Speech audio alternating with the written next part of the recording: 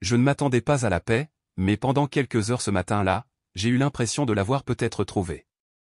Il n'y avait plus de carton à porter, pas de colocataire qui claquait les portes de placard, juste moi, une tasse en céramique que je possédais depuis l'université, et le bourdonnement discret d'un réfrigérateur qui n'était pas partagé.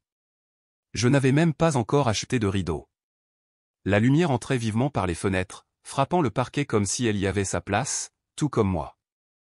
La maison n'était pas grande, 3 chambres, 2 salles de bain, un jardin modeste avec assez d'espace pour des herbes aromatiques et des tomates, peut-être même un citronnier si j'arrivais à le maintenir en vie. Mais elle était à moi, achetée avec l'argent que j'avais économisé pendant 13 ans, dollar par dollar, service par service. Sans prêt, sans caution, sans raccourci. Et puis mon téléphone a vibré. Papa, 8h03, nous devons parler de la maison. Appelle-moi dès que tu peux. Au début, j'ai pensé que Peter Keller, mon père, voulait peut-être venir la voir. Il n'avait pas dit grand-chose quand je lui avais annoncé que la vente était conclue, ma mère, Nancy, non plus. Juste un vague, c'est bien, Aubrey. Et puis le sujet avait changé pour parler de ma sœur qui avait toujours du mal à trouver un appartement en centre-ville. Cassie, de 2 ans ma cadette, diplômée en histoire de l'art, sans emploi, mais avec des milliers d'abonnés pour son esthétique, soft girl. Elle vivait chez mes parents et semblait toujours attendre que la vie lui fasse une place. Et la vie la lui faisait toujours. J'ai posé ma tasse et je l'ai appelée. Son visage est apparu, ridé et indéchiffrable sur l'écran. Pas de sourire, pas même un bonjour. Nous en avons discuté, a-t-il dit, et nous pensons qu'il serait plus juste que Cassie ait la maison. J'ai cligné des yeux. Quoi? Elle est noyée sous les dettes étudiantes. Toi, tu t'en sors bien, Aubrey. Tu pourrais facilement acheter un autre logement. Ce n'est pas tombé comme un coup, mais plutôt comme une pression sourde sur la poitrine qui ne s'en va pas, nous t'avons élevé, a-t-il ajouté, la voix ferme maintenant. Il est temps que tu rendes l'appareil à la famille. Je n'ai pas répondu tout de suite, j'ai juste écouté mon père respirer à l'autre bout du fil, cette inspiration régulière et rythmée, comme s'il se préparait à ce que je conteste. Mais je ne l'ai pas fait, pas encore. Cassie était toujours celle qui avait besoin d'être secourue. Des frais de scolarité en retard? Il les couvrait. Elle pleurait pendant les examens? Elle s'envolait pour Paris pour une clarté artistique. Quand elle a accidenté la première voiture qu'ils lui avaient achetée à 16 ans, ils lui en ont donné une autre. Moi? J'ai pris le bus jusqu'à mes 23 ans.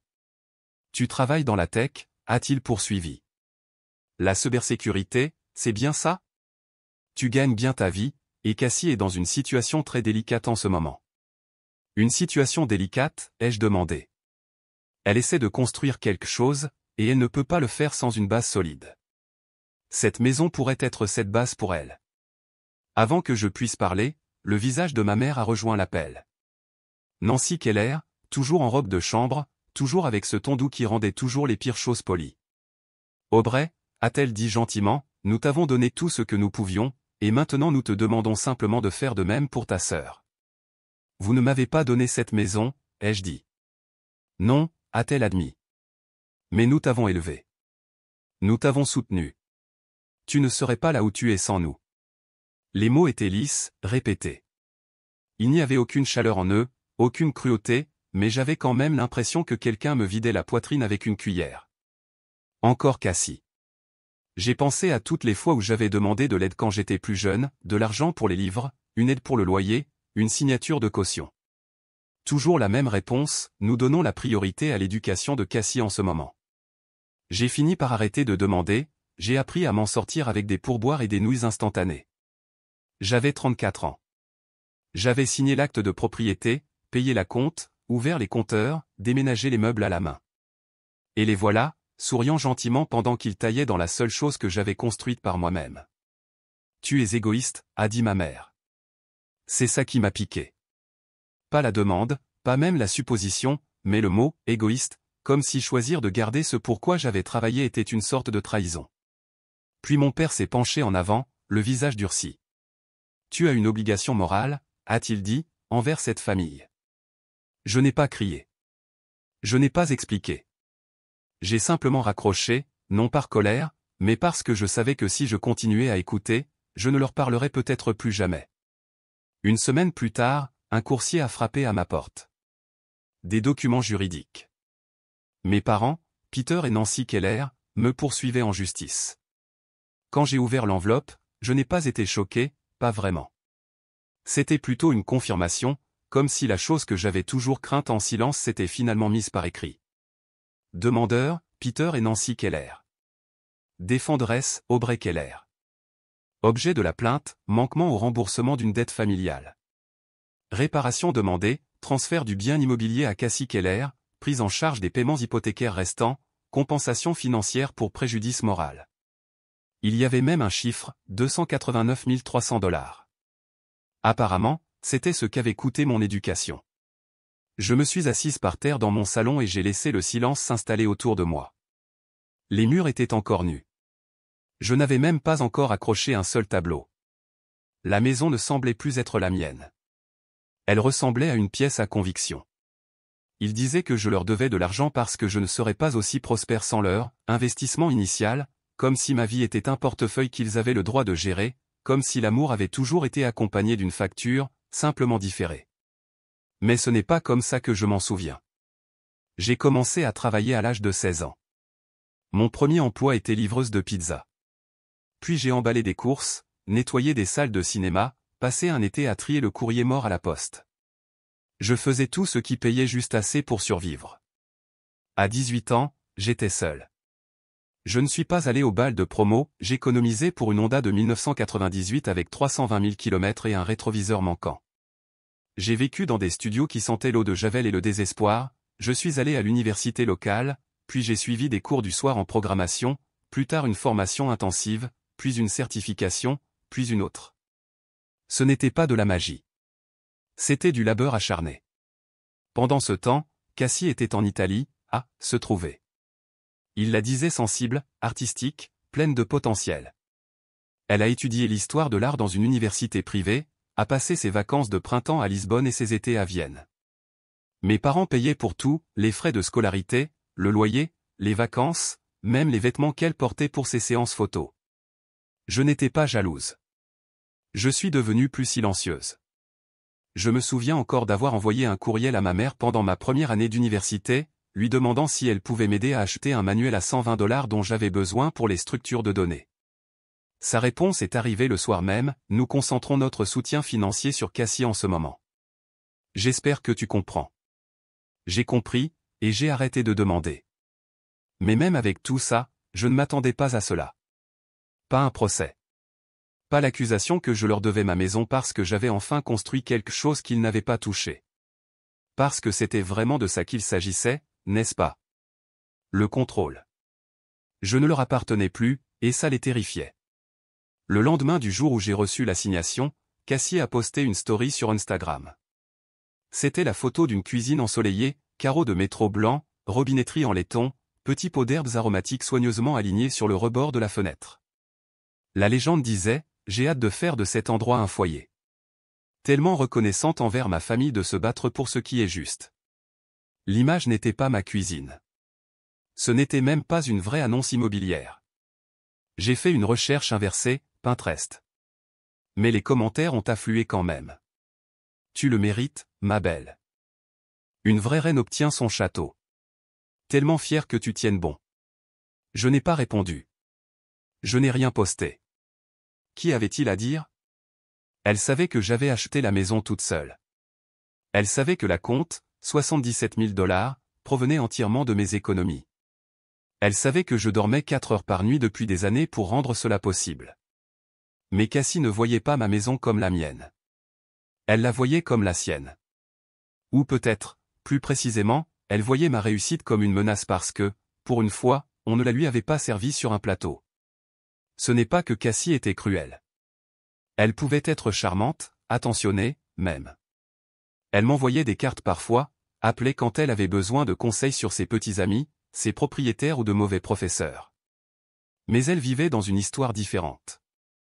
Dans cette version, elle était la négligée, l'artiste fragile, la bonne fille qui n'avait tout simplement pas de chance. Et mes parents, ils nourrissaient cette histoire comme un évangile. Elle a traversé une période difficile, a dit un jour ma mère quand Cassie est rentrée de Barcelone plus tôt parce que l'appartement avait de mauvaises ondes. Une période difficile. Pendant ce temps, Je subissais un contrôle fiscal parce que j'avais accidentellement déclaré mes revenus comme travailleuse indépendante au lieu de salarié. J'ai géré ça discrètement. Plus je devenais capable, plus je devenais invisible. Voilà ce que fait le favoritisme quand il se déguise en équité. Il ne crie pas, ne frappe pas. Il arrange simplement les choses pour un enfant pendant que l'autre apprend à disparaître. Et quand celui qui est silencieux refuse enfin, cela ressemble à de la rébellion. Ma tante Denise, la sœur de ma mère, m'a appelé cette semaine-là. Nous ne nous étions pas parlé depuis des années. Elle était contrariée que je ne l'ai pas invitée à la remise de mon diplôme universitaire, disant que c'était irrespectueux, que le succès m'était monté à la tête. Je ne lui ai pas dit que je n'avais invité personne. Je n'ai même pas participé à la cérémonie. C'était un diplôme d'associé. Je faisais un double service ce jour-là.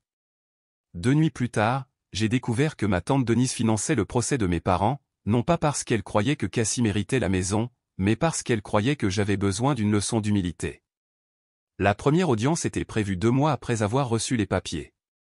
Je suis arrivé en avance, sans avocat, juste un tailleur bleu marine que j'avais porté à des entretiens et un dossier rempli de tous les documents que j'avais passé des semaines à préparer, relevé bancaire, fiche de paie, le contrat de prêt hypothécaire, les documents de clôture, même le courriel où je virais la compte. Quand mes parents sont entrés, je les ai à peine reconnus. Ils n'étaient pas seuls. Cassie était avec eux, s'accrochant au bras de ma mère comme si on la menait au combat.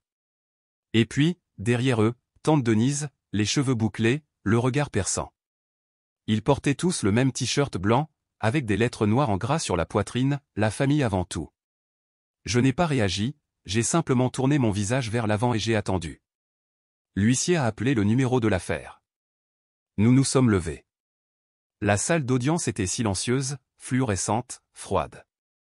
Il n'y avait pas beaucoup de monde à l'intérieur, juste la juge, le greffier, le sténographe judiciaire, et une poignée d'inconnus assis comme des fantômes sur les bancs derrière nous.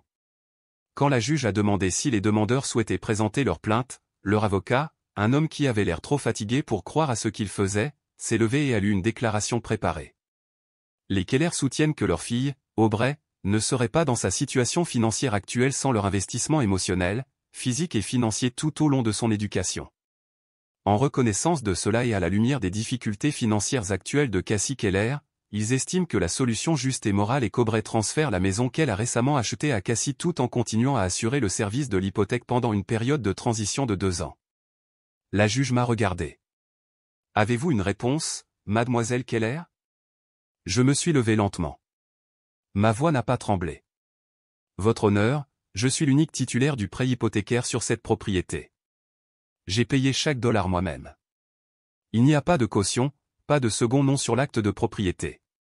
Il n'y a pas de prêt de mes parents, pas de compte joint, pas d'accord écrit, pas d'obligation légale. » J'ai tendu à la juge une copie reliée de mes dossiers. Il y a eu un silence, un long silence. Et puis le cirque a commencé. Cassie s'est avancée, les larmes déjà aux yeux, et a essayé de me serrer dans ses bras. « Je te pardonne », a-t-elle murmuré, assez fort pour que tout le monde entende. « Je te pardonne d'avoir poussé les choses si loin. » J'ai reculé. Elle a un peu trébuché. Ma mère a eu un hoquet comme si je l'avais frappée. Du fond de la salle, tante Denise a marmonné juste assez fort, petite insolente sans vergogne. La juge a frappé de son marteau. « De l'ordre, s'il vous plaît. » Leur avocat a recommencé, sortant cette fois des albums photos de mon enfance, de vacances dont je me souvenais à peine. Il a brandi l'impression d'un reçu de joyeux festin à 12,99 $ de 2003, preuve de leur investissement. Ils ont soumis une capture d'écran d'un message que j'avais envoyé une fois, « Je vous aime tous », étiqueté, preuve de lien affectif. Cassie a présenté une proposition, une « retraite pour artistes ». Elle voulait transformer la maison en un « espace de guérison » pour les créatifs comme elle. La juge a demandé, « Avez-vous tiré des revenus de ce travail ?» Cassie a hésité, puis a souri. « Je suis une créatrice numérique. Je construis ma marque. Ces choses prennent du temps. » « Et quel est votre revenu actuel ?» a insisté la juge. Cassie a regardé ma mère. Ma mère a répondu pour elle. Elle est dans une phase de transition. Puis est venu le moment que je n'avais pas vu venir. La juge s'est tournée vers moi. « Mademoiselle Keller, a-t-elle dit, y a-t-il autre chose que vous souhaiteriez soumettre ?» J'ai hoché la tête. J'ai remis un petit dossier. À l'intérieur se trouvaient des courriels de mes années d'université, où je demandais de l'aide pour les frais de scolarité, pour les livres, pour les courses. La réponse était toujours la même, nous concentrons notre soutien sur Cassie en ce moment. La juge a lu en silence. Et quand elle a relevé la tête, elle n'a pas dit un mot. Elle s'est juste adossée à son fauteuil, les yeux parcourant la pièce comme si elle comprenait enfin ce dont il s'agissait vraiment. 5 jours plus tard, la juge a rendu sa décision. Affaire classée. Sans fondement juridique. Juste comme ça. Pas de drame, pas de théâtralité, juste une ligne tranquille sur un papier officiel qui leur disait ce que j'avais toujours su, on ne peut pas poursuivre son enfant en justice pour s'être éloigné. Mais le silence n'a pas duré. Le lendemain du classement de l'affaire, je suis rentré du travail et j'ai vérifié les images de mes caméras de sécurité, quelque chose que j'avais installé après la première convocation au tribunal, plus par instinct que par peur. Elle était là, Cassie, debout près de ma voiture dans l'allée, regardant autour d'elle comme si elle attendait quelqu'un. Elle n'a rien fait, elle est juste restée là, nerveuse, immobile, puis elle est partie. 10 minutes plus tard, tante Denise est apparue. Elle se déplaçait plus lentement, de manière plus délibérée. Elle portait une bombe de peinture, mais lorsque mon détecteur de mouvement s'est allumé, elle a fait une pause, a levé les yeux, puis a fait demi-tour et est partie. J'ai déposé une plainte à la police ce soir-là. Le lendemain matin, Cassie a lancé une cagnotte GoFundMe, aidez-moi à reconstruire mon avenir après que ma sœur m'a volé ma maison. Elle a utilisé la même photo de cuisine de Pinterest qu'auparavant, a affirmé que j'avais manipulé le système judiciaire et abandonné les valeurs familiales. Ma mère a commencé à publier dans des groupes Facebook locaux, me traitant d'ingrate, m'accusant de déchirer la famille. Puis est venu le texto, en raison des récents événements, Aubrey ne sera pas la bienvenue à Thanksgiving tant qu'elle n'aura pas arrangé les choses. Je n'ai pas répondu. J'ai commandé de la nourriture chinoise à emporter et j'ai regardé un documentaire sur les naufrages. Quelques jours plus tard, la conversation de groupe a commencé à se déliter. C'est ma cousine Rachel qui l'a dit en premier, vous avez payé pour les 200 000 $ d'études de Cassie pendant que je travaillais de nuit pour me payer l'université locale. Maintenant vous voulez aussi la maison d'Aubrey. Puis un autre cousin a renchéri, vous vous souvenez quand j'ai demandé 200 $ pour acheter des manuels et que vous avez dit que l'argent était rare, mais que vous avez acheté un MacBook à Cassie la même semaine? La conversation a explosé. Des personnes silencieuses qui étaient restées neutres pendant des années se sont soudainement souvenues de ce qui leur avait été pris. Même grand-père Raymond, le père de mon père, a pris la parole, vous deux, vous êtes une honte. Elle a réussi malgré vous, pas grâce à vous. J'ai lu son message 2 fois. Cette phrase a frappé plus fort que tout ce que le tribunal avait statué, car c'était la première fois que quelqu'un dans cette famille le disait à voix haute. Cela fait 6 mois que la décision du tribunal a été rendue. Je n'ai pas parlé à mes parents depuis. Ils m'envoient encore des textos parfois. Ma mère envoie des messages comme « Nous avons des difficultés financières. Quand reviendras-tu à la maison? Ta sœur n'arrive pas à trouver un logement stable. Elle souffre, Aubrey. » Mon père a envoyé un seul courriel, court, froid, « Quand nous pardonneras-tu? La famille devrait rester unie. » Je n'ai pas répondu. Je ne les ai pas bloqués non plus. J'ai juste laissé les mots arriver et ne mener nulle part. Cassie travaille maintenant à temps partiel dans un Starbucks local. Elle poste des stories Instagram se plaignant des clients impolis et des dynamiques familiales toxiques. Sa cagnotte GoFundMe a été fermée pour violation des directives de la plateforme. Le lieu de travail de ma tante lui a adressé un avertissement formel après qu'elle a utilisé son adresse électronique professionnelle pour me harceler. La maison est toujours silencieuse, mais maintenant c'est différent. Sûr. Il y a un berger allemand croisé endormi à mes pieds pendant que j'écris ceci. Elle s'appelle Luna, et je l'ai adoptée au refuge il y a 2 mois. Elle a une oreille tombante et une cicatrice près de la patte, comme si elle aussi avait traversé quelque chose. Nous nous entendons très bien. Grand-père Raymond a commencé à venir le dimanche. Il s'avère qu'il essayait depuis des années, il a dit que mes parents avaient toujours une raison de le tenir à l'écart, trop occupé, trop fatigué, ce n'était pas le bon moment. Je n'ai pas demandé pourquoi. Il n'a pas expliqué. Maintenant, il se présente chaque semaine avec un sac en papier rempli de courses et un nouvel outil pour mon garage. Nous mangeons de la nourriture simple. Nous parlons du temps, de la réparation des charnières, de choses qui ne nécessitent pas de performance. La semaine dernière, il a apporté une photo que je n'avais jamais vue, moi, à la remise de mon diplôme universitaire. Je ne l'avais invité ni lui ni personne d'autre, mais il était là, loin derrière, les mains dans les poches, observant de derrière la clôture. « Je ne t'ai jamais manqué », a-t-il dit. Je n'avais juste pas le droit de m'approcher. Puis il m'a regardé droit dans les yeux et a ajouté « Je suis fier de toi, Aubrey.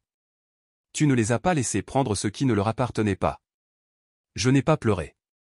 J'ai juste hoché la tête, lui ai versé plus de café, et je me suis assise avec lui pendant que le soleil se couchait sur le jardin. Parfois, j'ai encore envie d'expliquer, d'envoyer un long message, de tout déballer, chaque service non rendu, chaque blessure silencieuse, chaque fois que j'ai choisi de ne pas crier.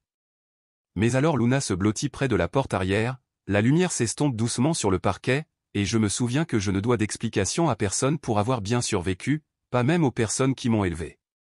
Je garde l'acte de propriété dans un tiroir près de la fenêtre. Ce n'est pas seulement une maison. C'est la preuve que je suis sorti, que je suis resté dehors, et que je ne suis pas revenu pour qu'il m'aime. Je suis revenu pour qu'il soit obligé d'arrêter de mentir. Il n'est pas nécessaire de tout raconter, laissez simplement un mot qu'ils ne vous ont jamais dit.